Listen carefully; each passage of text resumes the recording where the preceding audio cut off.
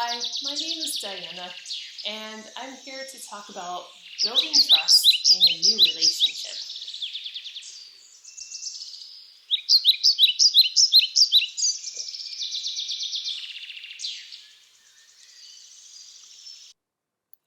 A very important ingredient in any happy and healthy relationship is trust. Some even say that without trust, there can be no relationship.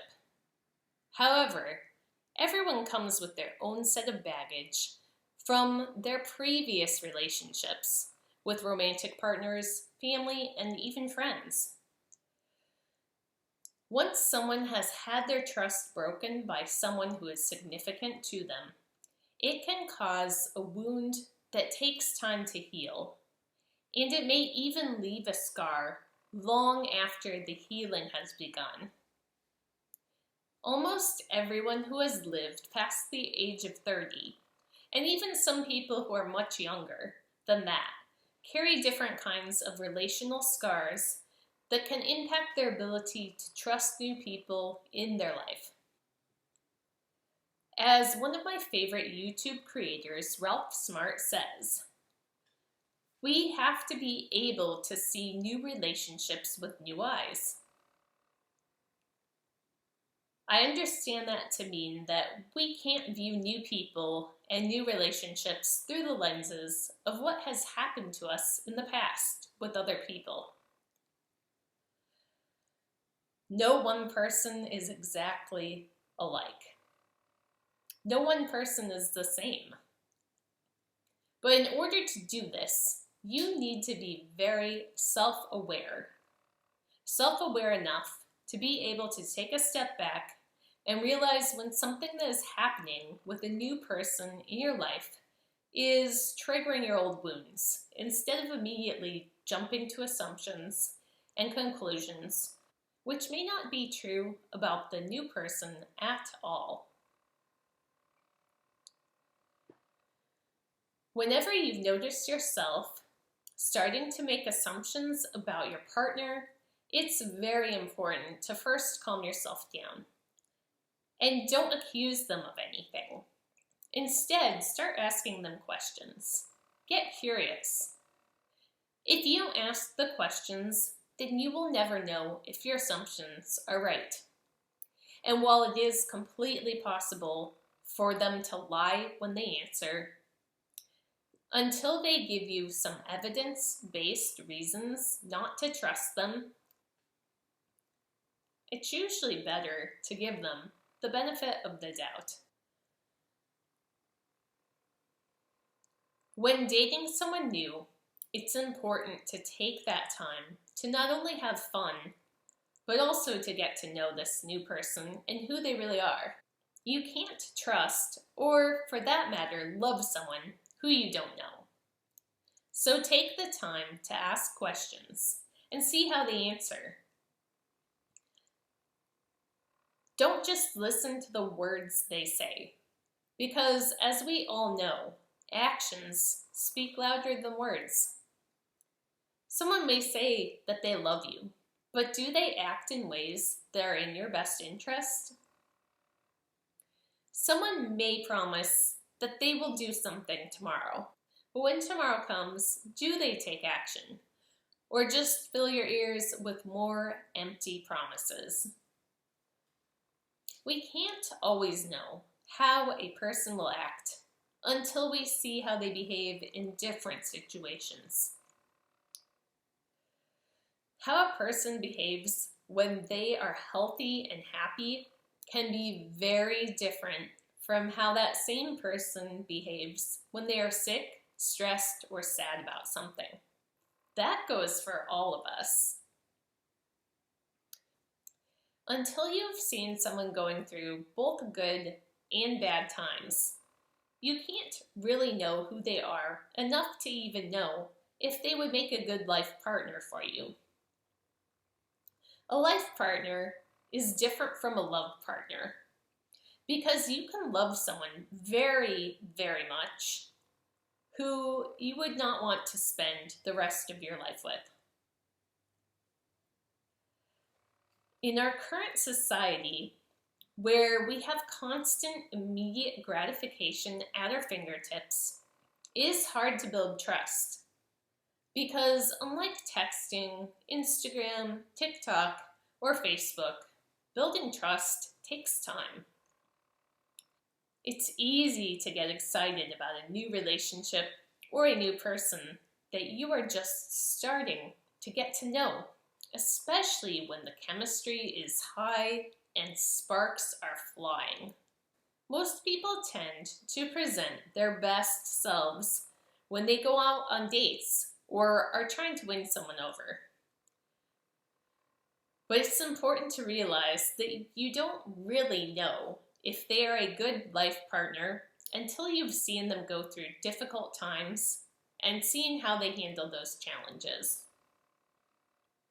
As the famed relationship coach Matthew Hussey is known for saying, you can't build the castle if you haven't first found someone who is willing to work on helping you to build a solid foundation for that castle.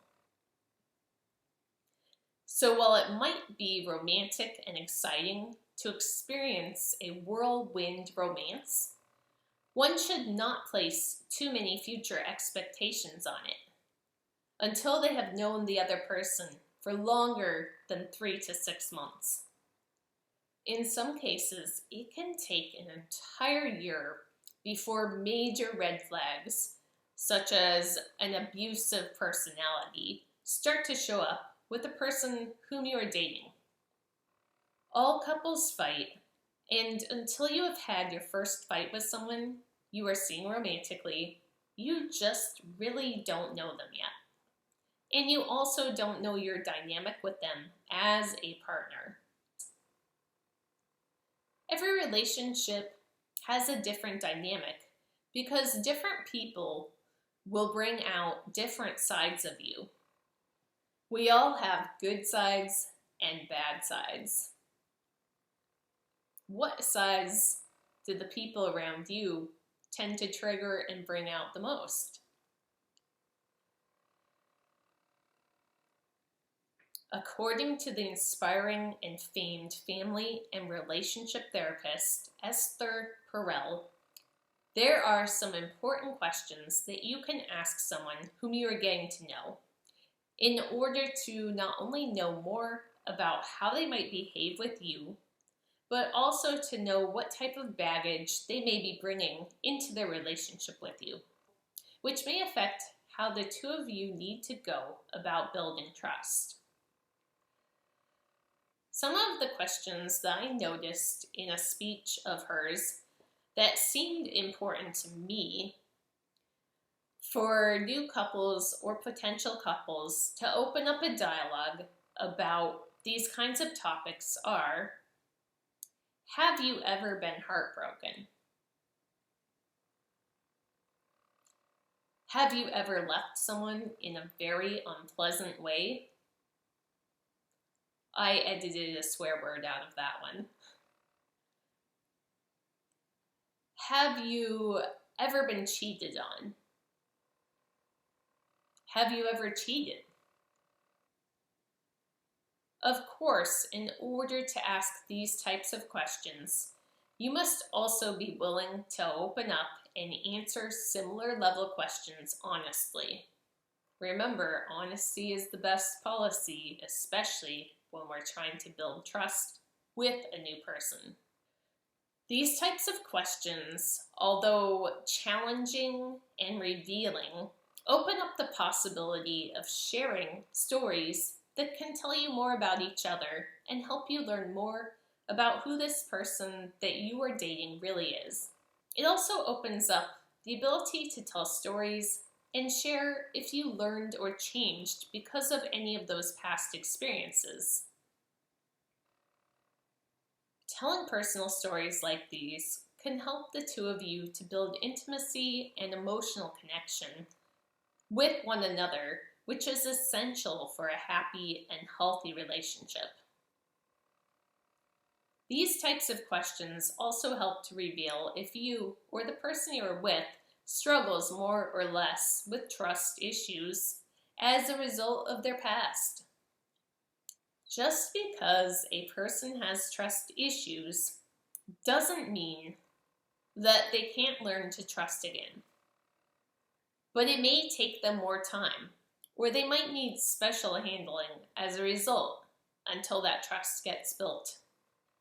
I know a lot of people who have been wounded to the extent in their previous relationships that they don't want to take the risk to trust or love again.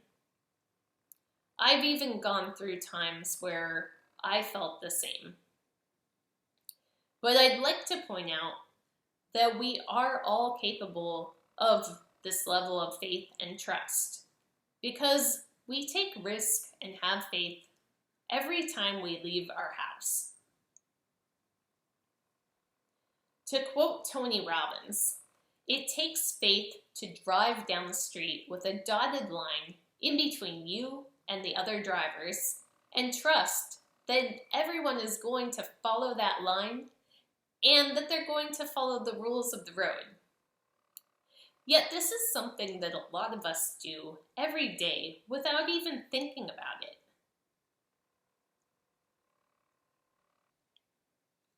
You are capable of trust. Unfortunately, trust can't be built overnight. And while trust is built slowly over time, trusting anyone is an act of faith. Misplaced trust can lead to hurt and heartbreak, but it is the risk that you take in order to find true love. Nothing is certain in life. Even when you know someone for 20 or more years, they can still change suddenly and leave you in a terrible way. In order to trust someone new, you have to be able to have a bit of faith or a belief in something that is, and may always be uncertain. If and when you do find your life partner, who is also a love partner, because let's be honest here, we want someone who is both. The risk will all be worth it in the end. So here is to taking those small steps each day in getting to know someone new and not putting your expectations too high too soon until you really start to know someone and what type of a dynamic occurs with what you both bring to the table of your shared experiences. Lastly, I'd like to say, for those of you who have been hurt or had your trust broken in previous relationships, sometimes the ability to trust a new person comes down to understanding that you learned from the past and being able to trust yourself that you will know what to do if and when another person hurts you or breaks your trust again. In order to trust others, sometimes it helps to trust ourselves.